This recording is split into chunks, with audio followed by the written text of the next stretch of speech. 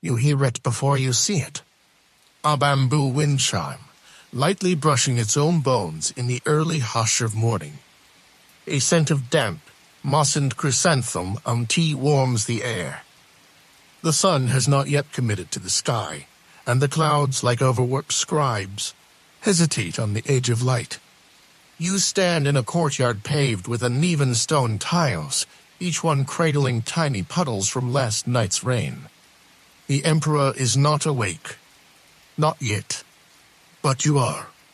Because today, you are to walk the path of the garden keepers, those ancient, nearly invisible hands that shape serenity from soil. And frankly, you probably won't make it through this day without tripping over a rake or some deep philosophical metaphor.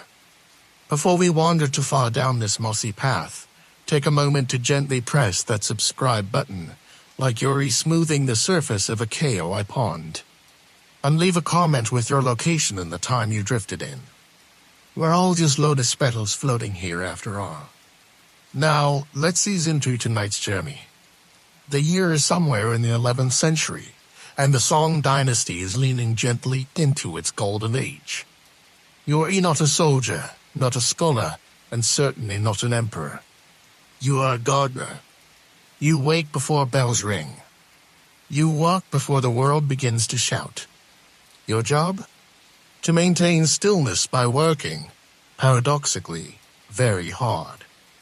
Today, your first task is pruning. Not the loud, aggressive kind that requires shouting at branches. No, this is the careful, soft snip of shaping pine trees to look like they've never been touched. That's the goal. To make cultivation look like nature's own idea. You kneel beneath an ancient black pine. Its limbs bend as if in mid-minus thought, frozen in graceful disagreement with gravity. Each snip of your shears releases the faintest cloud of green scent. You are not just gardening. You are curating stillness. A major historical fact floats gently into your mind during the Song dynasty.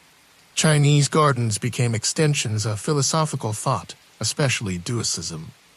They weren't just decorative. They were meditative blueprints meant to balance yin and yang through water, rock, and empty space. You trim a branching to remember what your master said the best gardeners never announce themselves. They disappear, leaving only calm behind. It's not all mystery and mist. A soft trestle alerts you to the presence of the garden cat. A mottled, judgmental creature named Cloudy. She trots past you and settles into the most symmetrical spot in the garden, as if to remind you she outranks you in natural harmony. Obscure cultural tidbit of the evening, some Song dynasty gardens were designed with false paths that led nowhere on purpose. These were meant to teach guests about the value of getting lost. Historians still debate whether the original design of the Emperor's garden was entirely symbolic, or just incredibly expensive taste with some accidental wisdom. You pause your shears. The silence stretches. It doesn't break. It deepens. And you breathe. Your next task is the KOI pond. Not to clean it, heavens no, but to observe it. With tea. You pick up the wooden ladle from beside the garden shed and fill your small clay cup with hot chrysanthemum brew, infused with the faintest trace of orange peel. Morning has arrived, but just barely, like a nobleman who doesn't want to commit to an appearance yet. You take your seat at the pond's edge, on a low wooden platform that creaks with every shift of your weight. This platform has seen years, possibly centuries. The grain of the wood is smooth, worn down by the backsides of generations who also watched fish pretend not to be fish. The KOI glide in lazy loops, their scales flickering between gold, white, and the exact color of a polite apology. The pond is framed by limestone rocks. Not just any rocks, these were chosen for their shapes, for their emptiness. The Song Minasara aesthetic favored the beauty of erosion, of the hollow and imperfect. One of the rocks looks like a face mid-minus yawn. Another like the curled hand of someone half-minus asleep. A major historical fact drifts through your mind like steam song. Garden builders would sometimes import rocks from specific rivers hundreds of miles away. These weren't just stones. They were sculptures formed by accident and time, valued more than polished jade. You sip your tea. You count the KOI. 1, 2, 3.5, because one is missing a fin. You name him Persistence. He seems unbothered. A gentle breeze sends ripples across the surface of the pond. The fish adjust their course accordingly, as if choreographed. A small bell chimes. It isn't time for anything. It's just the wind. But still, you feel it like punctuation. Obscure cultural tidbit in elite gardens of the period. Mirrors were sometimes placed among the plants to reflect back the sky, giving guests a sense of endless space within a very finite plot. You check your reflection in the tea. Still mortal. Historians still debate whether kale were seen as symbols of perseverance because of their ability to swim upstream or simply because they look like expensive optimism. Cloudy the cat appears again, flicks her tail at you, and jumps onto a nearby bench. She immediately falls asleep. You should probably follow her example. But first, you sip again, and watch, and listen to the garden hum its sleepy little song. The tea is finished, the cup warm in your hands. But you do not rise immediately, no. That would be far too sudden for a place like this. Instead, you place the empty cup beside a mossy stone, half-minus buried, and let your fingers linger on its rim like a farewell handshake to morning. Today, you've been assigned a more labor, minus intensive chore moss grooming. Yes, that's a thing. Armed with a straw broom so old it looks like it predates logic, you begin the delicate task of sweeping the moss in even, respectful strokes. Not to remove it perish the thought, but to coax it into smoother patches, like combing the hair of a sleeping forest. The courtyard ahead is dappled with shade from bamboo slats above. The light dances, slow and muddled. You could time a nap by the sun's movement across these stones. As you work, your knees protest. Your back complains. Your sense of modern dignity gave up hours ago. But your mind, surprisingly calm. Each stroke of the broom unravels a thought. Each speck of dirt relocated feels like a tiny resolution to a problem you didn't know you had. Historical fact of the day during the Song Dynasty. Landscape painting and garden design were closely intertwined. Some painters even collaborated with gardeners to recreate the visual aesthetics of ink scrolls in 3 dimensions.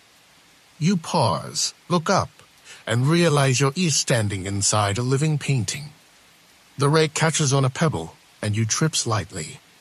Cloudy, who has somehow reappeared without a sound, watches this with a level of disappointment previously reserved for celestial beings. Obscure cultural tidbits. Some gardens contain listening pavilions where guests would sit and focus solely on ambient sounds like the wind through bamboo or rain on tile. Basically, early ASMR. Historians still debate whether one famed song gardener actually planted an entire corridor of squeaky floorboards on purpose to remind guests to be mindful with each step. You shift your weight more carefully now. The broom returns to its rhythm. The moss softens under your attention. Somewhere beyond the wall, a flute begins to play. You don't know who it is, but you bow your head in appreciation anyway. After sweeping the moss and bowing to an anonymous flautist as one does, you're asked to tend the garden's gravel path. It's not dirty. It's just disorderly. And the universe, as you know, prefers a bit of poetic symmetry even in its chaos. You pick up the rake, wide and wooden, its tines carved with the same patience required to use it. This isn't about removing anything. It's about drawing. Yes, drawing. In gravel. You kneel at the start of the path and begin to trace long, flowing lines. Then spirals. then interrupted waves that mimic the way wind might trap around an absent rock. You are raking meaning into dust. The sound is hypnotic scratch, drag, pause. Scratch, drag, pause. Today's historical fact comes to you as naturally as the curve of your rake garden design in the Song Dynasty was deeply informed by philosophical texts, especially Shugenzi, which emphasized spontaneity, impermanence, and the illusion of control. So yes, your rake marks will be erased tomorrow. That's the point. The joy is in the shaping, not the permanence. Cloudy chooses this moment to walk directly across your design. Her paw prints add a layer of commentary you're too tired to interpret. Obscure cultural tidbit in certain circles, some nobles would host garden viewing competitions where guests would be invited to interpret scenes in the garden as if they were paintings or poems. The winner usually received more tea, or occasionally a goose. Historians still debate whether the layout of Emperor Huizong's private garden was based on constellations, poetry, or simply which direction the fish liked to swim. The gravel is done. The lines are fine, maybe even elegant. Use it back, rake across your lap like a soldier's sword after parade, and let your eyes unfocus until the garden becomes shapes and light. Cloudy curls up in the exact center of your design. A perfect little catastrophe. And somehow, it makes the whole thing better. You are sent next to the moon gate. It's not magical, just curved. A round entrance carved into a whitewashed wall, framing the next garden like a painting that forgot it needed a frame. You step through slowly, because everything in this space teaches slowness. And if it doesn't, Cloudy will trip you just to make sure you learn. On the other side, you find the pebble mosaic courtyard. Stones arranged in patterns so intricate, they look accidental. Like a breeze just happened to blow black and white pebbles into spirals and waves. You're told to clear away fallen leaves, but without using a broom. Why? Because the broom would scratch the patterns. No, you must pick each leaf by hand. You squat beside a swirl of pebbles and begin. This is the work of invisible people, so precise, so subtle, it's almost unfair. No one notices when the leaves are gone. They only notice when they're there. Your fingers begin to ache. You don't stop. Instead, you fall into a rhythm. Pick, shift, place. Pick, shift, place. It's like meditation with mild knee pain. Today's historical fact floats down like a leaf into your lap. The Moon Gate design became iconic during the Song Dynasty, not just for its elegance, but for its symbolic value, completeness, unity, and the cycle of time. You glance up at the gate again. Yes, time feels like a circle here. Slow, smooth, and politely confusing. Obscure cultural tidbits. Some wealthier households would embed coins into their pebble mosaics not for luck, but to make visiting dignitaries accidentally walk on money. Subtle flicks, Song Dynasty style. Historians still debate whether the spiral design in one famous garden mimicked a dragon's tail, a river bend, or the gardener's bad sketch that accidentally caught on. You remove the final leaf from a lotus minus-shaped cluster. And there it is, order restored. You lean back and let your hands rest. The pebbles don't thank you, but they seem quieter. The next garden over is the Scholar's Corner. No actual scholars here, just their ghosts and ideas, lingering like steam above ink. This is where miniature pines stand beside hunched trucks, and bamboo rustles like it's remembering a poem. You're here to water the moss. Yes, the moss you just brushed. It seems the garden favors redundancy as a spiritual exercise. You carry a ceramic jug with a narrow spout, and you are instructed to water as if whispering. Right. Easy. You begin with a trickle, careful not to splash. The moss responds by darkening slightly, as if blushing at the attention. The sun is higher now, peeking over the roof tiles with half a yawn. You feel it on your neck, Today's historical fact arrives. Like all garden truths, softly sung dynasty scholars often design their gardens to be luminous in paintings, places to read, paint, and, importantly, feel profound about how small they were in comparison to a single pine needle. You pour slowly across a patch of deep green fuzz and think, this is absolutely ridiculous and absolutely lovely. A breeze stirs the bamboo, and its seal acts together like soft percussion. Cloudy leaps into view and scares off a squirrel. The squirrel is unimpressed. It lingers on the roof, delivering judgment from above. Obscure cultural tidbit: there are records of garden owners composing poems in advance, just in case a guest happened to have a moment of enlightenment and needed a verse handy. Historians still debate whether these scholars' gardens were truly for reflection or just very elegant excuses to avoid court responsibilities. You water the last corner.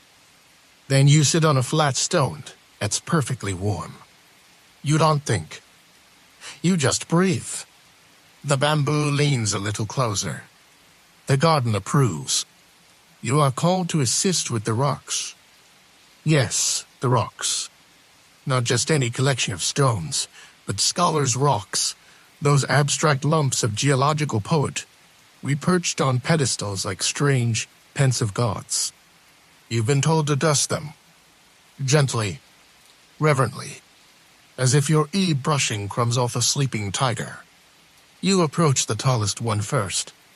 It's riddled with holes, eroded by ancient water shaped by time and whim. Someone once said it resembled a mountain struck by thought. You're not sure what that means, but it sounds about right.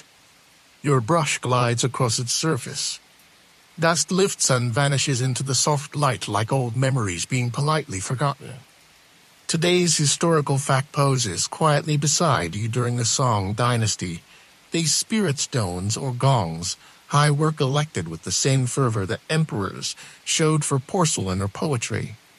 They were believed to hold the essence of mountains, the kai of nature frozen in form. The stone you're cleaning today came from Lake Tai, according to the half-minus whispered legend passed down among gardeners who enjoy a little exaggeration before breakfast. Cloudy walks by, completely disinterested in your careful ritual. She flops next to a flat, sun-minus warmed rock and begins licking her paw with the focus of a philosopher. Obscure cultural tidbit: some noble collectors gave names to their favorite stones, grand names like Cloud-minus Resting Peak or Whispers Through Bone. At least one was called the Grumbling Uncle. Historians still debate whether some of these rocks were naturally shaped or lightly edited with chisels, especially when the price tag got imperial. You finish brushing the last crevice and step back. The rock remains unchanged, but it does seem slightly more noble.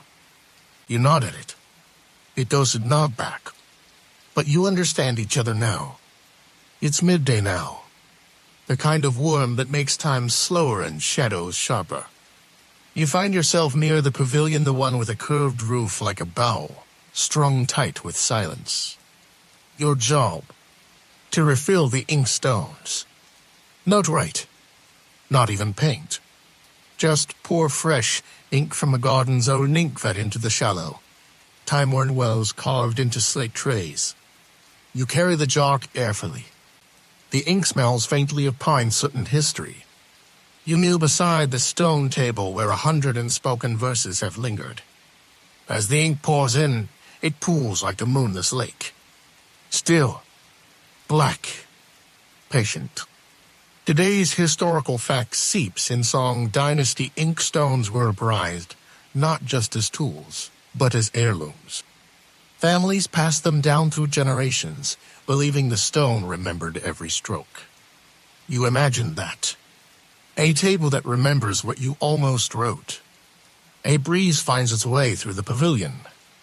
A scroll lifts slightly, then settles again like it changed its mind. Obscure cultural tidbits: some ink makers mixed in traces of gold dust or ground pearls for imperial sets. Writing poetry, after all, should shimmer a little, even if the poem is about sadness. Historians still debate whether ink prepared outdoors, Like this truly improved clarity, or if poets just like the excuse to avoid their families. You finish refiling the last stone. The ink stares back at you. You resist the urge to dip your finger in. Barely. Cloudy saunters past with a cicada in her mouth. Somewhere in the distance, a flute plays a single off-minus key note and then stops, as if embarrassed. You let the quiet trifle you. And you stay there. Not waiting for anything. Just steeping in ink and air. Afternoon arrives like a lazy emperor, slow, regal, and vaguely disapproving of effort. You are sent to sweep the stepping stones. Not the whole path. Just the stones. The spaces between them are to be left slightly mossy, slightly imperfect, like an ancient eyebrow raised in contemplative amusement. Your broom is made of bundled twigs, and its eyes across the stone in rhythmic strokes. One to brush. One to brush. If this were music, it would be a lullaby hummed by someone half-minus asleep. Each stone bears a different texture, some smooth like river glass, others cracked like forgotten teacups. You find yourself favoring one near the middle. It has a hollow that perfectly cups a puddle. A small frog lives there, and blinks at you like you're interrupting his poem. Today's historical fact lands as softly as your broom in Song Gardens. The layout of stones was considered a high art and echo of mountain trails, meant to slow the walker and remind them to look down, look inward.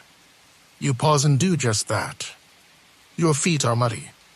Your hands smell like pine and dust. But your breath, curiously, is light. Cloudy pads along the edge of the path, tail curled like a brustraco. She avoids every stone you've swept. Naturally. Obscure cultural tidbits, some aristocrats arrange their garden stones to align with constellations. Stargazing, but for your ankles. Historians still debate whether the frog species found in ancient Chinese gardens were intentionally encouraged or if they were simply squatters with good taste in scenery. You finish the last stone and lean on your broom. The wind passes through the trees, rustling like silk being folded. The frog blinks again. Perhaps HE proud of you. You are given a break. Or rather, you declare one by sitting under the ginkgo tree and refusing to move. The ginkgo's fan-shaped leaves flutter like tiny golden flags surrendering to the breeze. A few drift down around you. One lands on your sleeve and decides to stay. The ground here is soft, more moss than dirt. The shade is generous. The silence has a weight to it, like it's been sitting here longer than the tree. You sip from a small bamboo flask. The tea inside is cooler now, but still infused with that wistful chrysanthemum flavor. You wonder briefly if flowers know they're being boiled for this kind of thing. A major historical fact stirs gently in your mind. The ginkgo tree has existed unchanged for millions of years. Song Dynasty scholars called it a living fossil even back then, admiring its resilience and fan-shaped grace. You lie back and watch the leaves trace arcs above you. A few birds gossip in a nearby pine. One of them, possibly a magpie, is wearing the expression of a court official who disapproves of naps. Obscure cultural tidbits, some gardens included carved stones etched with riddles hidden in unlikely corners. Solving one was said to bring good luck, or at least impress a passing hermit. Historians still debate whether the emperor ever actually strolled his gardens, or merely admired them from a safe poetic distance. Cloudy appears again, yawns without shame, and curls beside you like a comma in the story of the day. You close your eyes. Just for a moment. Not to sleep, exactly, but to float somewhere near it. The tree keeps watch, and the afternoon forgets to move. You awaken not because anything happens, but because everything doesn't. The afternoon has sipped into that hollow pause before dusk. The light is golden, like old silk. The air is still. Even the wind seems to be stretching its limbs for a nap. You rise slowly, like steam from a cup. The head gardener waves you over without words and hands you a brush flat, wide, worn with use. Today's final chore is raking patterns into the sand garden. Not for tidiness, not for function, just for beauty. The sand is soft as memory, bordered by stones placed with such intention they feel like punctuation in a sentence only the earth understands. You step in carefully, toes just grazing the edge, and begin to draw. One long curve, a ripple, another. You try straight lines, but they wobble with your breath. That's fine. Imperfection is part of the aesthetic. The point, after all, is not to impress anyone. The point is to vanish into the movement. Historical fact for your brushstroke is that the art of the sand or gravel garden was influenced by both Buddhist and Taoist principles. Raking patterns into use, and was a meditative practice, symbolizing water, wind, or thought whatever felt intangible and vast. Cloudy sits just outside the frame, tail swishing, unimpressed by her technique. Obscure cultural tidbits and garden masters created temporaries and designs to mirror poetry verses, each swirl a metaphor, each ridge a syllable. Historians still debate whether these raked gardens were originally part of imperial landscaping or imported ideas from monastic traditions, trailing in with tea and quiet rebellion. You finish your last spiral. The light is dimmed. A bell sounds in the distance clear around final. You bow slightly to your own crooked creation, then smooth it over with one sweep. Because beauty, like peace, doesn't need to last to be real. Evening settles like lacquer, slow, dark, reflective. Lanterns begin to glow along the winding paths, flickering gently inside paper cocoons painted with fissioned pine needles. Their light isn't meant to illuminate fully, just a hint. The garden at night is not a place for certainty. You walk the path now barefoot, not because you're spiritual. You just stepped in a puddle and gave up on shoes. The pebbles crunch softly beneath your feet.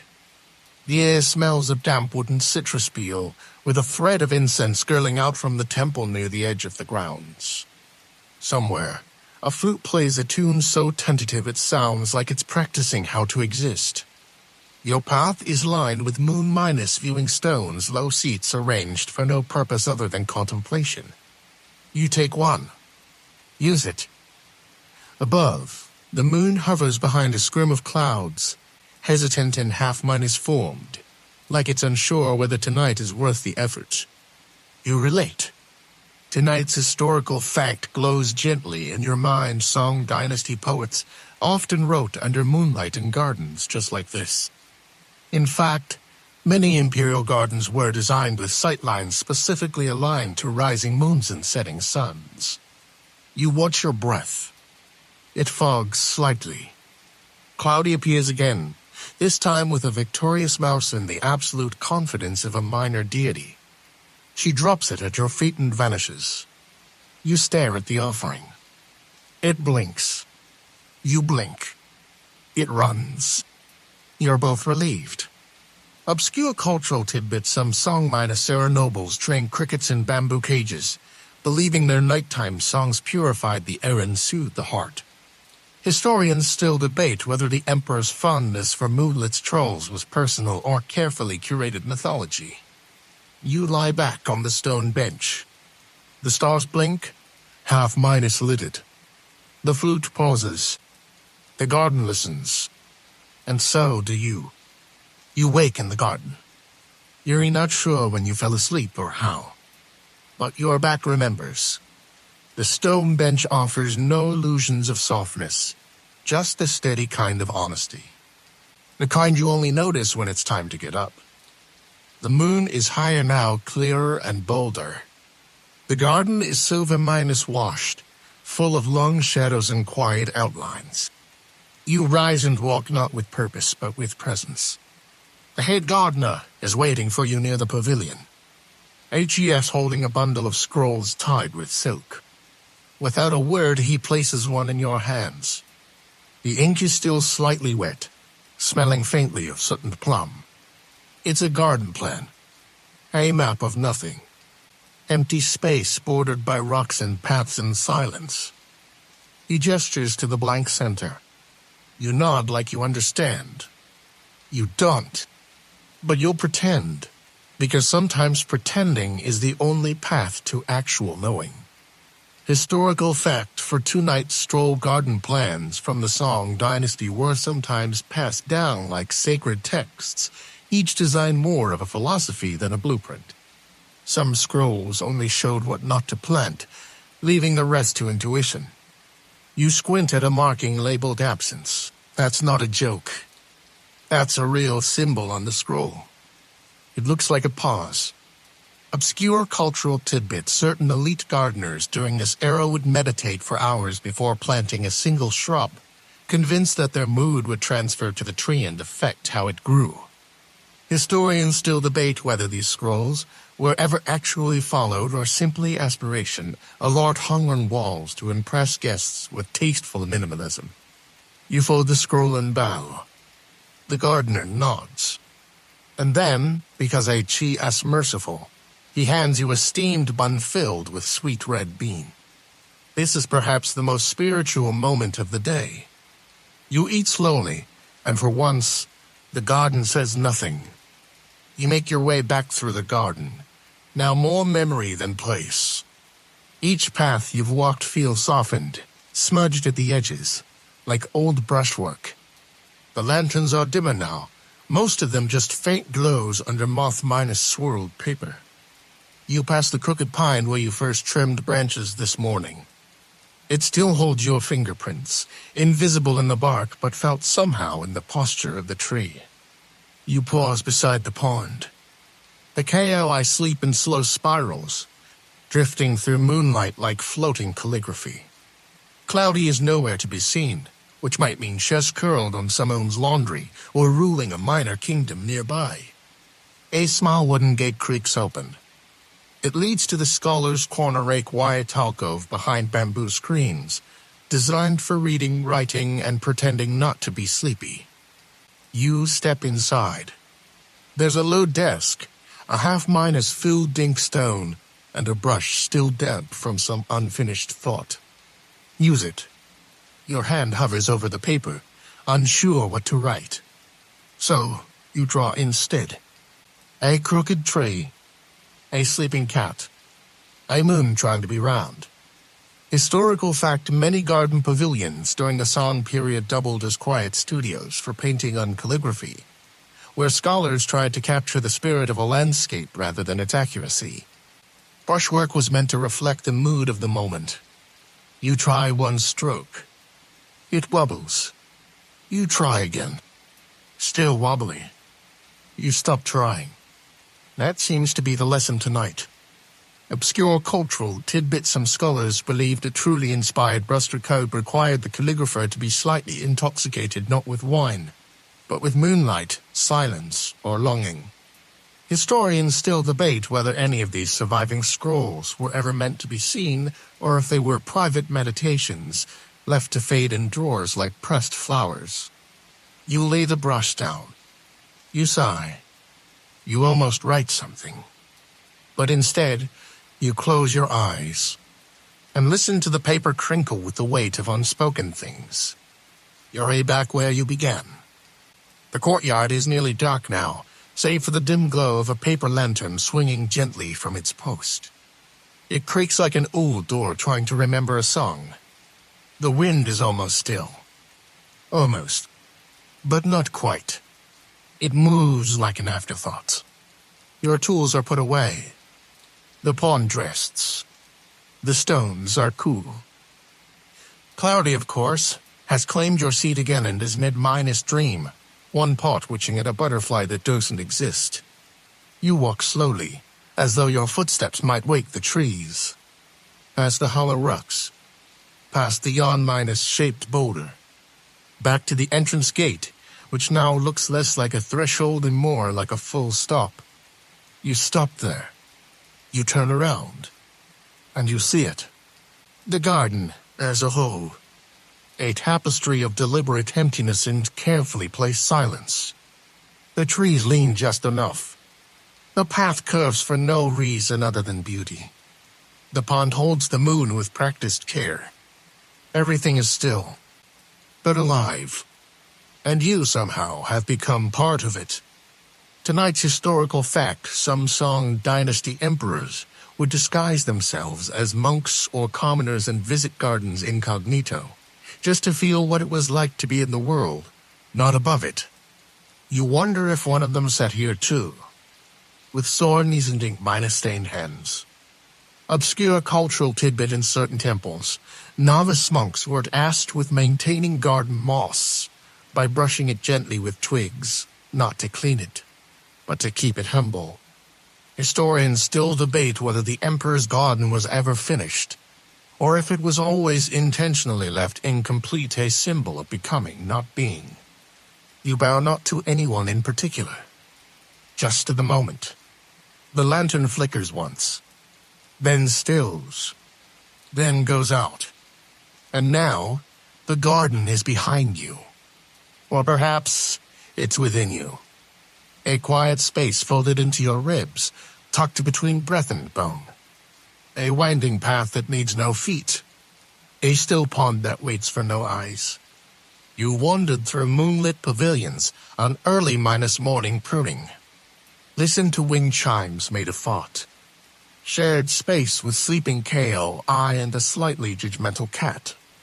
Watched time curl itself like a tendril of steam above a silent cup of tea. The emperor never arrived. Or perhaps he did, in the shape of a moment that asked nothing of you. No commands. No judgments. Just this: be still. Be here. Be mossy. Let the edges of thought soften now, like wet ink bleeding into rice paper. Let the weight of your limbs sink into the quiet earth of your bed. No need to rake the garden of your mind. Let the weeds rest. Let the stones sit crooked. Let the breeze come and go as it pleases. You've done your work today. Not with sweat and struggle, but with presence. You kept the garden company, and it kept you. Tomorrow will come on its own. Or not. For now, let your breath be the only thing you tend to. In. Out. Stillness. A final bow to the moment, and then darkness. Gentle, warm, complete. Sleep now, little gardener. The moon will take the next shift. Good night.